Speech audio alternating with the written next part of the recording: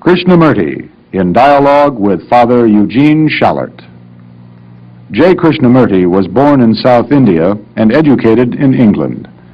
For the past 40 years, he has been speaking in the United States, Europe, India, Australia, and other parts of the world. From the outset of his life's work, he repudiated all connections with organized religions and ideologies, and said that his only concern was to set men absolutely, unconditionally free. He is the author of many books, among them The Awakening of Intelligence, The Urgency of Change, Freedom from the Known, and Flight of the Eagle. In dialogue with Krishnamurti is the Reverend Eugene J. Schallert of the Society of Jesuits, the director of the Center for Sociological Research at the University of San Francisco, where Father Schallert is an associate professor of sociology. I think we should perhaps start by exploring with each other the discovery of that which is most real in the world in which we live, and how we learn to see that which is most real. So would you consider that to see very clearly the whole complex human problem, not only politically, religiously, socially, but also the inward morality, a sense of otherness, if you can use that word, mustn't one have total freedom?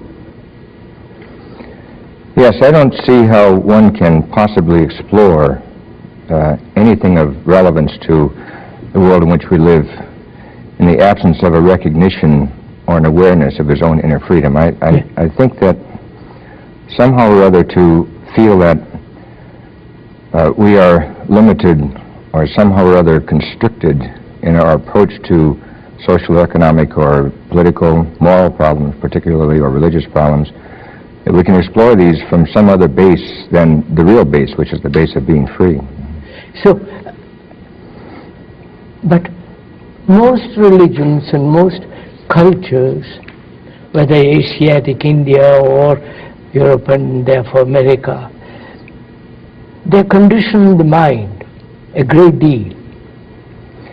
And you notice it as one travels around, how in each country, in each culture, they have taken tremendous pain to shape the mind.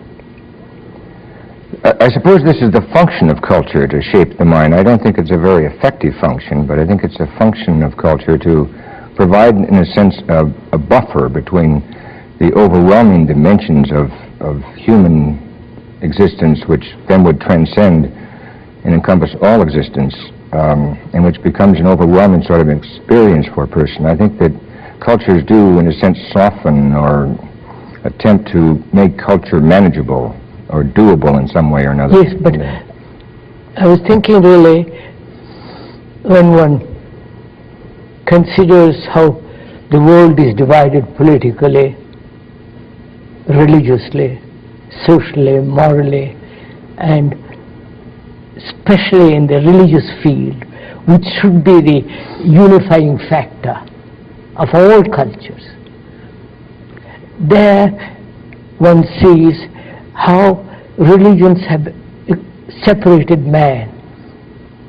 Yes, The and even Catholic, the Protestant, the Hindu, the Muslim, and they're all saying, we're all seeking one thing. yes, and even with the framework of within the framework of any given religion, there's a great tendency for people to divide one subgroup against another subgroup, and this seems to be indigenous to... No, therefore, freedom is this, the negation of being conditioned by any culture, by any religious division or political division. I would think in some sense that that ultimate freedom is negation of such a condition. I think the struggle for freedom is precisely the attempt to break through or undercut or get at that which underlies these various conditioning processes. I think the conditioning processes themselves go on, and that in each human being, or in each flower, or in each animal, and the task in the pursuit of freedom is precisely to break through somehow or other to that which is in some sense ultimately real. What we mean by conditioning? Well, conditioning in cultures throughout history and across space is quite varied, as you know. Conditioning, for example, in the Western world of today, has been achieved primarily through the process of the enlightenment of rational, logical processes, which I suppose are productive. Without rational processes, we wouldn't have television cameras to talk on. At the same time, with television cameras, we may not see anything. And so I suspect that what we're dealing with in our world as a primary conditioning agency is the whole world of the kinds of thoughts or categories or concepts or constructs, I call them fantasies, that people deal with and somehow they think are real. Yes, sir, but don't these conditionings separate man? Unquestionably, yes. They separate man both within himself and outwardly and outwardly, yes. So, if we are concerned with peace, with ending war, with living in a world in which this terrible violence, the separation, the brutality and all the rest of it is to end, it seems to me that the function of any serious religious man, because I feel religion is the only factor that unifies man. Yes. Not politics, economics and all the rest of it, but the religious factor. And instead of bringing man together, religions have separated man. I'm not sure that that's quite right. I think that religion has been defined by cultures as a unifying force between men. There's not an awful lot of evidence in history that it's ever achieved this particular function. No. This may also be a function of the limiting dimensions of any given religion, or the inability of religious people to, in some way or another, transcend their own religious concepts or their own religious legends or myths or dogmas, whatever you want to call them. And I think that there is, in fact, a deeper base for unity. One can't get to the deeper unless one is free from the outer. My mind won't go very, very deeply unless there is a freedom from belief, from dogma. I think that's true in a sense. I think that there must be within man a sense, consciousness, experience, something, a sense of his own inner freedom before he can be appropriately religious, before he can allow religious categories as analytical categories to have any meaning for him. I think that somewhere he must be human and free before he can ever think of being religious. I think what's happened is just the opposite. Yes, yes. Therefore, we are seeing what the world is now, actually, not conceptually, but the actual fact of separation, wars, the terrible violence that is pervading the world right through. I feel it is the religious mind that can bring real unity to human beings.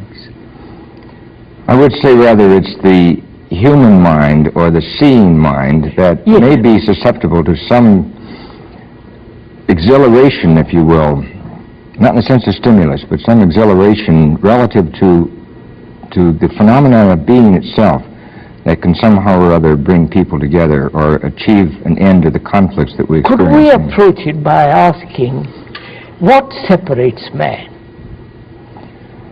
What divides human beings? I think ultimately madness. Meanness. Madness. What do you mean by that, madness?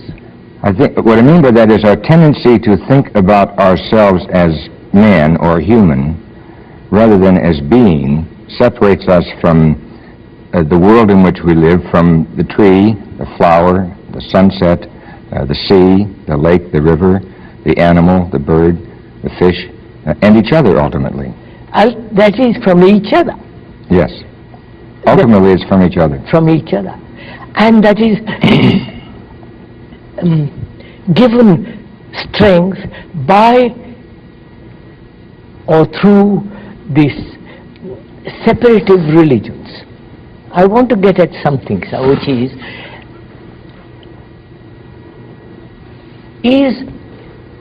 reality or truth to be approached through any particular religion, or is it approachable or perceivable only when the organized religious belief and propaganda, dogma or conceptual way of living completely goes? I'm not so sure it's appropriate to say that it should completely go for a lot of other reasons that are posterior to the phenomenon of being human in the first place, or being simply in the first place. I think that if we're going to get at the question of truth, which I think is the question of understanding or seeing, we have to somehow, first of all, get at the question of being and the whole inner dynamics and evolutionary characters of being. I think if we can't get at that level in the beginning, that somehow that we really won't get at whatever value the teachings of the various religions offer men. If those teachings are not relevant to existence, to being, to seeing, to understanding, to loving, or to an end of conflict in a negative sense, then somehow those teachings are really not relevant for man. They're unimportant. I agree, but the fact remains, sir, just look at it, the fact remains, if one is born a Hindu or a Muslim and is conditioned by that, in that culture, in that behavioral pattern, and conditioned by a series of beliefs, imposed, carefully cultivated by the various religious orders, sanctions, books, and all the rest of it. And another is conditioned by Christianity. There is no meeting except conceptually. Krishnaji, do you mean that in order for a man to be free simply, he will somehow or other have to rid himself of whatever religious, and particularly religious, but also political and cultural and social doctrines or dogmas or myths that have been associated with himself as a religious person? Right. Because you see, after all, what is important in living is unity, harmony between human beings. That can only come about if there is harmony in each one. And that harmony is not possible if there is any form of division inside and outside, externally or internally. Externally, if there is political division, geographical division, national division, obviously there must be conflict. And if there is inward division, obviously it must breed in great conflict, which expresses itself in violence, brutality, aggression, and all the rest of it. So, human beings are brought up in this way. A Hindu, a Muslim are at each other all the time. Or the Arab and the Jew, or the American, the Russian, you follow this outwardly. I think what we are dealing with here is not so much the imposition of harmony on the human being from without. or the imposition of disharmony on the human being from that. I think that my hands are perfectly harmonious with each other. My fingers move together and my eyes move with my hands. I think that there may be conflict in my mind or between my mind and my feelings insofar as I've internalized certain concepts or ideas which then are in conflict. That's right. That's right. What I must discover if I am to be free is that there is, in fact, harmony within me. And I think if I am to be one with you, I must somehow or other discover from my hand, tell me what it's like to be a part of something, because my hand is already harmoniously existing with my arm and with my body, and with you. But then my mind sets up these strange dualities. So that's the problem, sir. Are these dualities created artificially, first of all, because you are a Protestant, I'm a Catholic, or I'm a communist and you are a capitalist? Are they created artificially? Because each society has its own vested interests. Each group has its own particular form of security. Or is the division created in oneself by the me and the not me? I think I understand what you mean. The me is my ego, my selfishness, my ambitions, greed, envy, and that excludes, separates you from entering into that field. I think that really the more one is conscious of his selfishness, his greed, his ambition, or on the other side of the fence, his security, or even his peace in a superficial sense, the more unconscious he is of the inner self, who is in fact already one with you. However much I may be unaware of that. Just a minute, sir, that becomes a dangerous thing, because the Hindus have maintained, as most religions have maintained, that in you there is harmony, there is God, there is reality in you. And all that you have to do is peel off the layers of corruption, the layers of hypocrisy, layers of stupidity, and gradually come to that point where you are established in harmony, because you have already got it. I think that the Hindus don't have a monopoly on that particular No, I don't We feel Catholics have the same problem. Same problem, and, of course. I think that what we're confronted with a discovery, with the discovery of seeing, of understanding, of loving, of trusting, all these primary sorts of words. We're confronted with the discovering of these things. And peeling back layers, I do not think is the way of discovering them. I think rather, whether it be layers of corruption, of goodness or evil, whatever, that is not the way of discovering them. One does not abstract from or pretend away his sense of evil within himself in order to find himself. What is required, it seems to me, is a penetrating, empathetic, open, free mind. Yes, sir, but how does one come to it? How does one, with all the mischief that one is brought up in or one lives in, is it possible to put all that aside and without effort?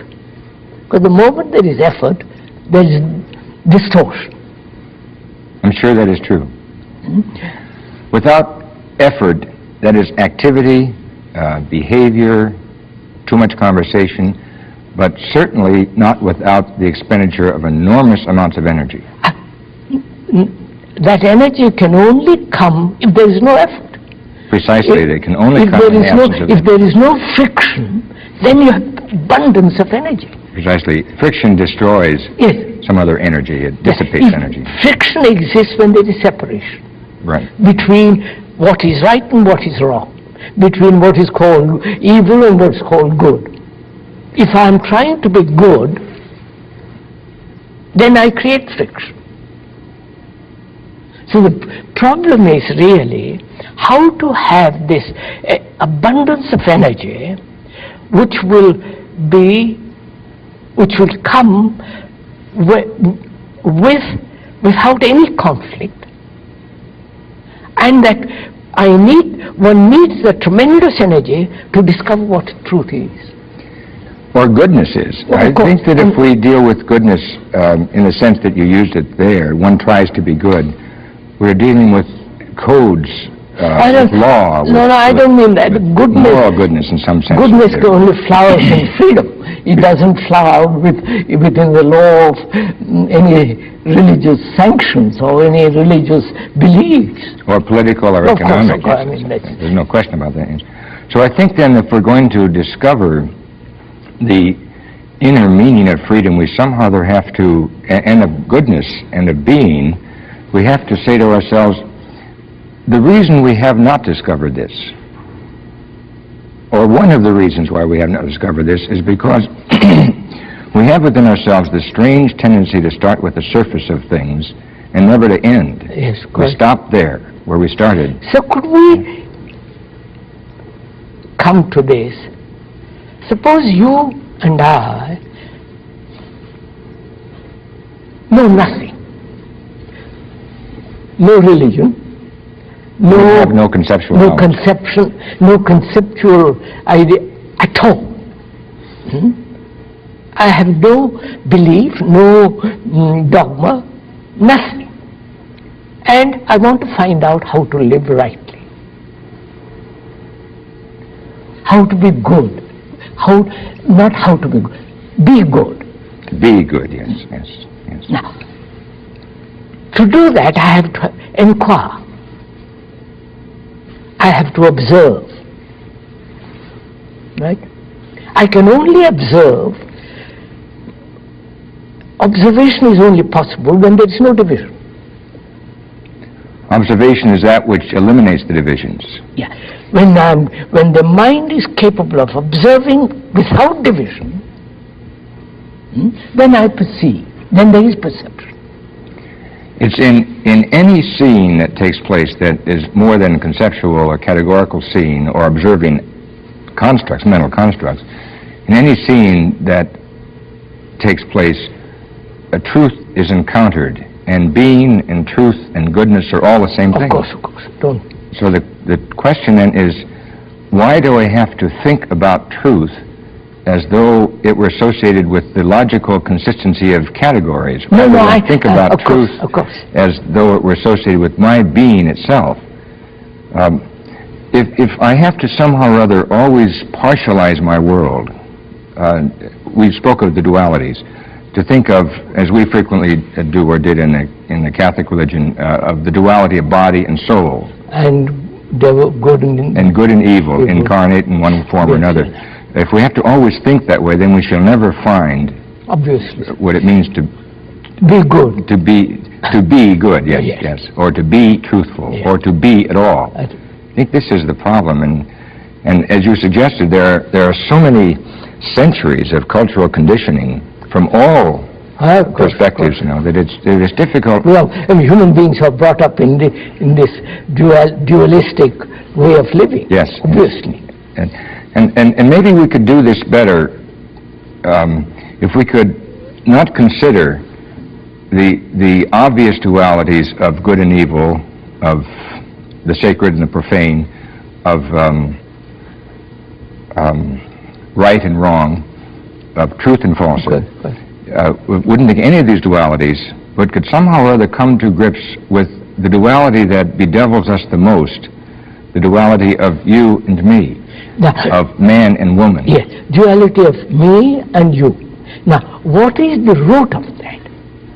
What is the source of this division as me and you? We and they.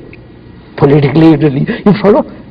There cannot be any source of this in us because we are one. Like the fingers of my hand are one. We're not aware of it. No, I know. When you say we are one, that is an assumption. I don't know. If I don't know I'm one, actually, the division exists, and only when the division ceases, then I can say, I don't have to say I am one. There is a unity.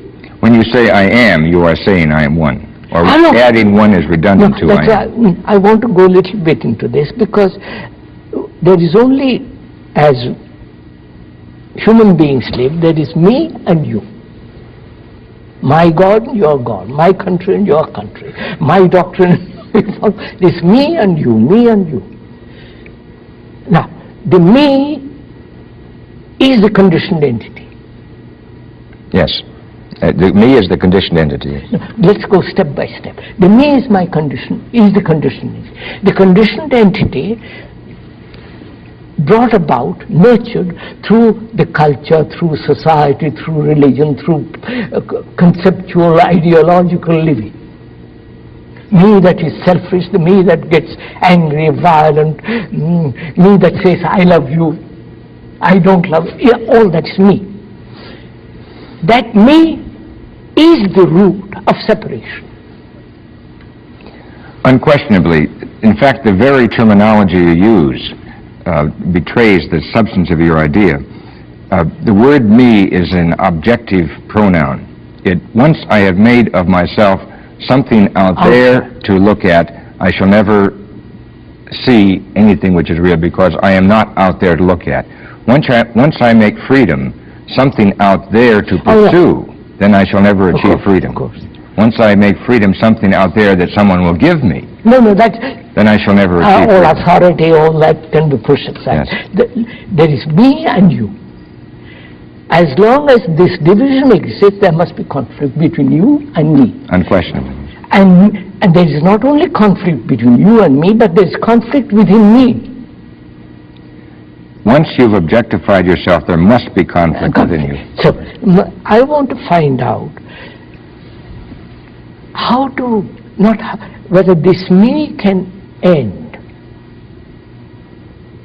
so that me end, that's not good enough to say, not so that. Yes, because there is obviously no so that if the me ends. Yes.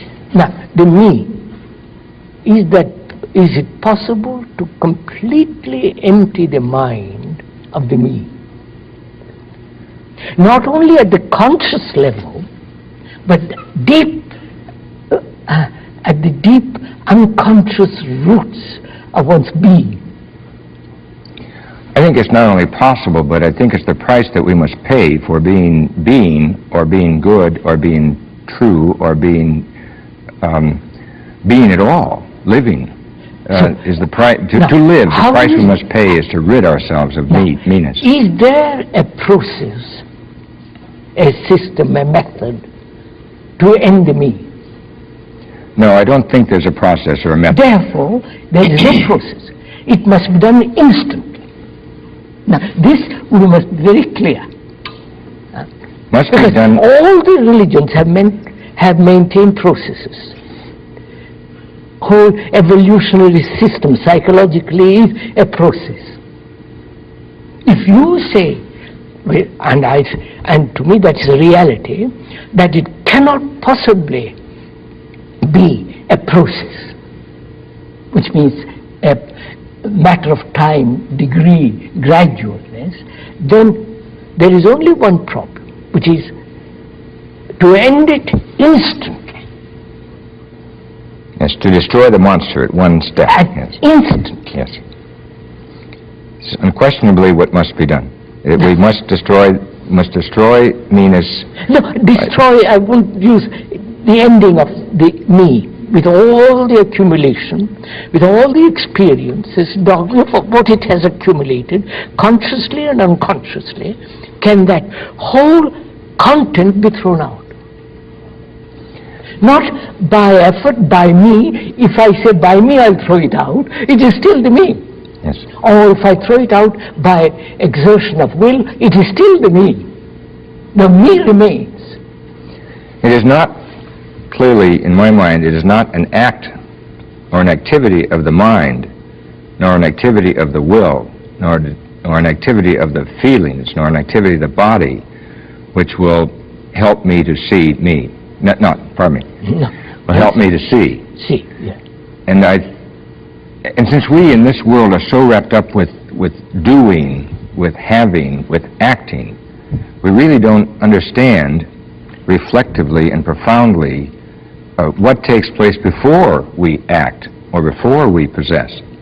And I think that it's incumbent upon us to reflect backwards and see that there is seeing before seeing takes place, in the two senses of the word seeing.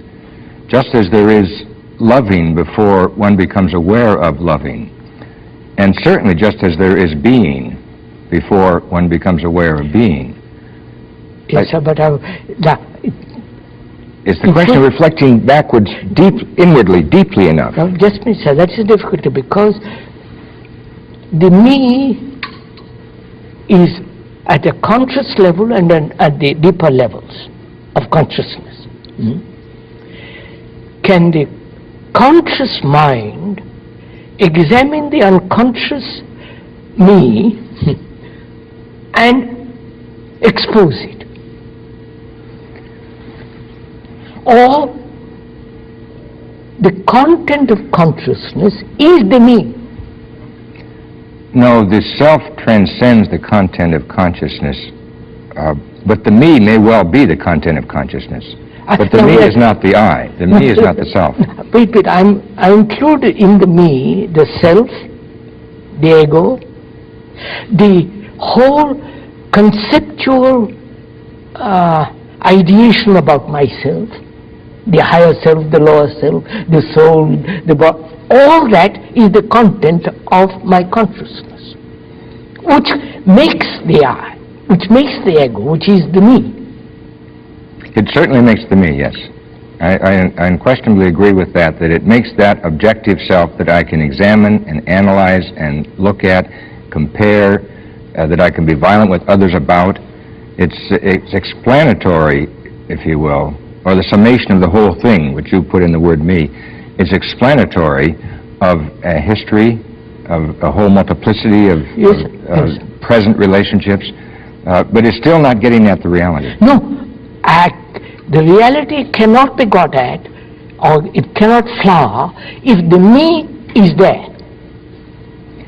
Whenever, as I said before, whenever I insist upon viewing you as me, then the reality cannot flower, and freedom will not be. So, can the content of my consciousness, which is the me, which is my ego, myself, my ideations, my thoughts, my ambitions, my greeds, all that is the me, my nation, my desire for security, my desire for pleasure, my desire for sex, my desire for to do this and do that, all that is the content of my consciousness.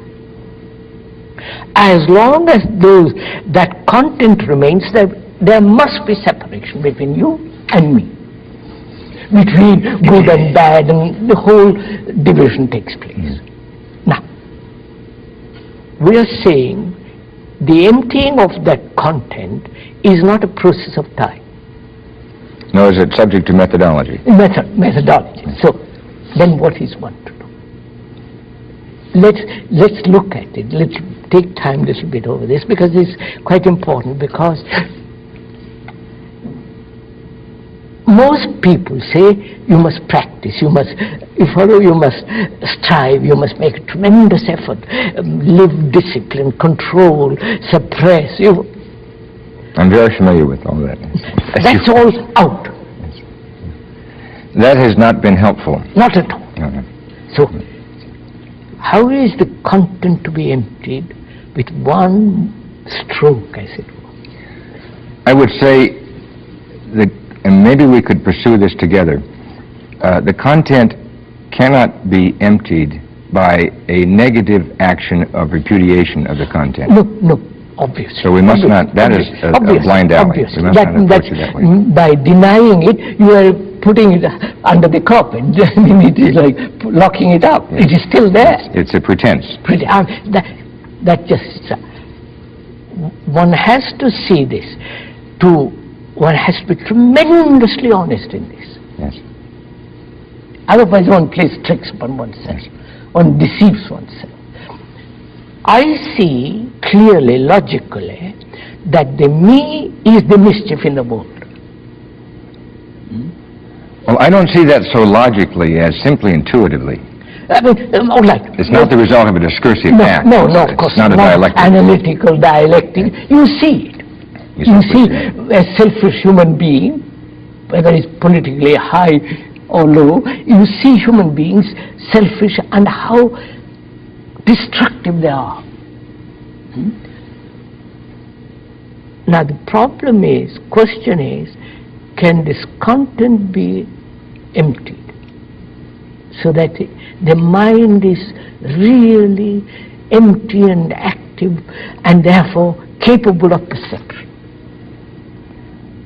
Probably the content cannot be simply emptied. I think that the content can be put in a perspective or can be seen for its inadequacy or its inappropriateness by a very energetic act of simply seeing. That's what I said in the beginning, that so long as I look at the truths of any given religion, I am not finding truth itself. And the way I discover the relative value of the truths of any given religion is precisely by seeing truth itself. In itself, not as an object. No, I cannot, the mind cannot perceive the truth if there is division. That I must stick to you.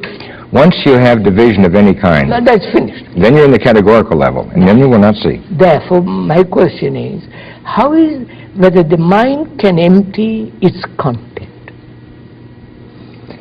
Well, this is really, you follow the... I follow what you're saying, and I think you are devising a new methodology. No, I'm not devising a method. I don't believe in methods. I think they are most mechanical, destructive things. But then you, after having said that, then you come back and say, but if the mind is if the self is really to see, it must empty itself of content. Isn't this a method? No. But why, sir, is it not a I'll method? show you, sir. It's not a method because we said, as long as there is division, there must be conflict. That is so, politically, religiously. And we say division exists because of the me. Me is the content of my consciousness. And that the emptying of the mind brings unity. I see this not logically, but as fact, not conceptually. I see this in the world taking place. And you say, how absurd, how cruel all this is. And the perception of that empties the mind. The very perceiving is the act of emptying. What you're suggesting is that the perception of the inappropriateness of the content of consciousness or of the me, the perception of that, the inadequacy of this, or the truthlessness of the me, is in itself the discovery of being. That's right. I think we should pursue that. We should. Because I wonder if the perception is in fact that negative, or might in fact be very positive. No. That it's rather in the simple seeing of the being of things, and it wouldn't have to be me or you in the objective sense. It could be this table or my hand or whatever, that I discover the inadequacy of such things as the content of consciousness or these objective sorts of things like me or you in the objective sense. So it may be a rather profound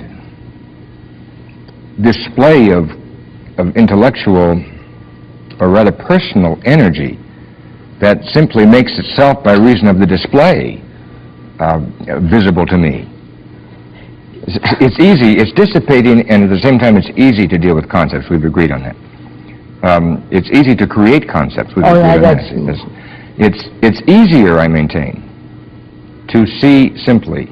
Of course. Prior to concepts. Seeing. Just simply seeing. So, I cannot, there is no perception if that perception is through an image. no perception if the perception is through an image. I think that is very true. Now, the mind has images. The mind is bedeviled with images. Just think. It has images. I have an image of you and you have an image of me.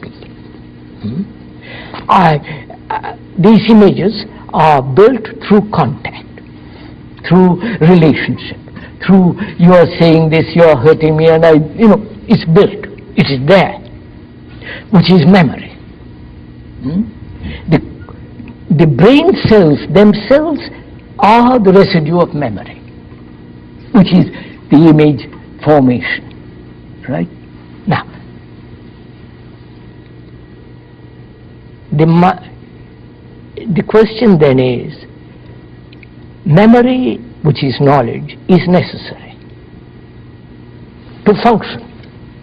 Technically, to walk home or drive home, I need memory. Therefore, memory has a place as knowledge. And knowledge as image has no place in relationship between human beings. I still think that we are avoiding the issue at hand, because I think what you have said relative to the question of memory is, as you have suggested, terribly important. But I don't think that memory or the repudiation of memory by consciousness or the repudiation of the content of consciousness is the solution to the problem.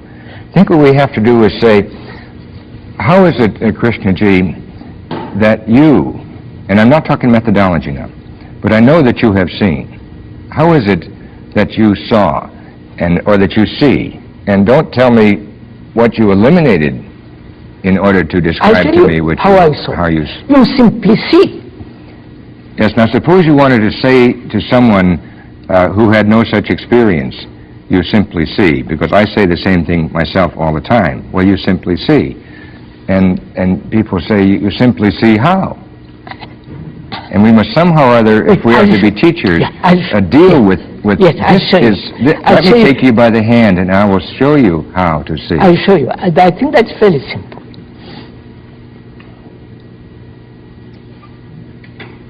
First of all, one has to see what the world is. See what is around you. See. Don't take sides. Yes. I think our terminology may get in the way here. Suppose, rather than say one must start by seeing what the world is, we would start by saying one must see the world. Not concerned with natures or categories. No, see the world. Yeah, know what's. See the world. See the world. That's the same thing. See the world. Yes. See the world as it is. Don't translate it in terms of your concepts. Now again, could I say, see the world as it is ising? Yes, put it that way. Does that help? I mean, we're trying to... See the world as it is. You cannot see the world as it is if you interpret it in your terminology, in your categories, in your temperament, in your prejudices. See it as it is. Violent, brutal, whatever it is. Or good or beautiful. Whatever it is. Can you look at it that way? Which means, can you look at a tree without the image of the tree? Botanical and all the naming, just look at the tree. And once you have discovered, and it's not easy in our world to discover, the simple experience of seeing the tree without thinking treeness, or its nature, or as you say, its botany and things of that kind, then what would you suggest is the next step in the pursuit of seeing? Then seeing myself as I am. Underneath the content of your consciousness. Seeing all, not underneath, I haven't begun yet. I see what I am. Therefore, self-knowing. There must be an observation of myself as I am, without saying how terrible, how ugly, how beautiful, how sentimental, just to be aware all the movement of myself, conscious as well as unconscious.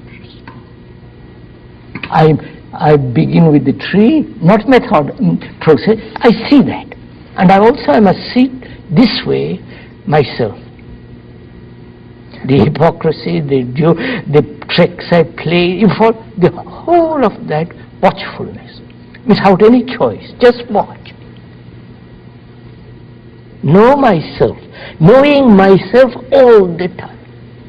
But in a non-analytical fashion. That's there, of course. Therefore, but the mind is trained to be analytical. So I have to pursue that. Why am I analytical? Watch it. What we being analytical? Seeing the futility of it.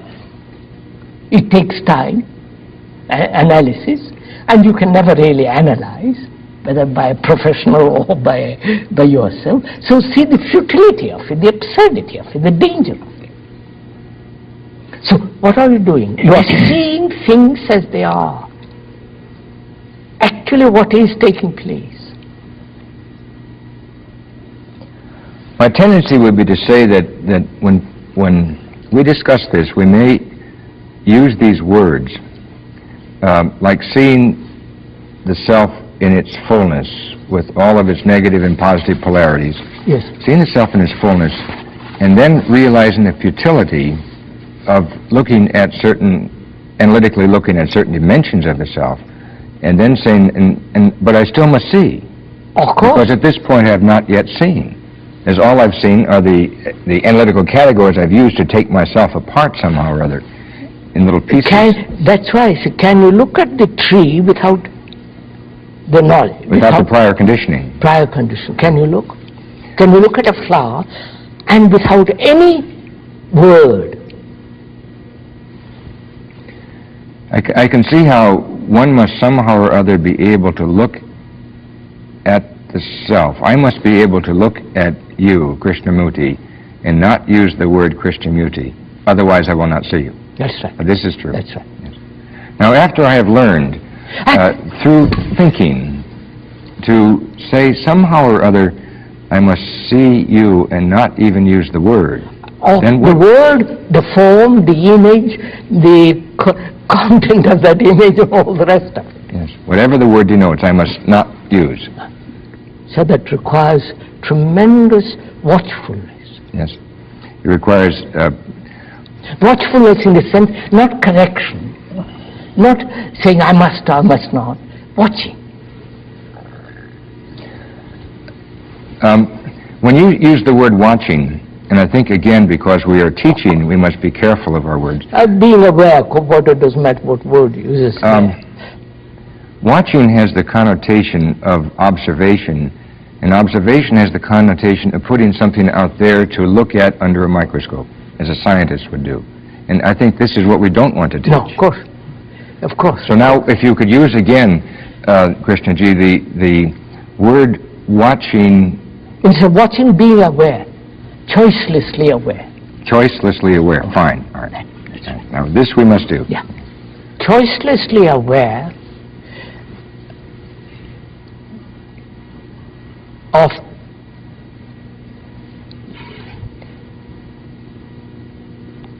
this dualistic, analytical, conceptual way of living. Be aware of it. Don't correct it. Don't say this is right, this. Be aware of it. And we are aware of this so intensely when there is a crisis. I think we have another problem that precedes this one by an inch. And I think the other problem is, what kinds of questions can I ask myself in order to be aware of you and not use the categories, or to be aware of the fact that in being aware of you, I am using the categories and the stereotypes and all these other funny images that I use all the time?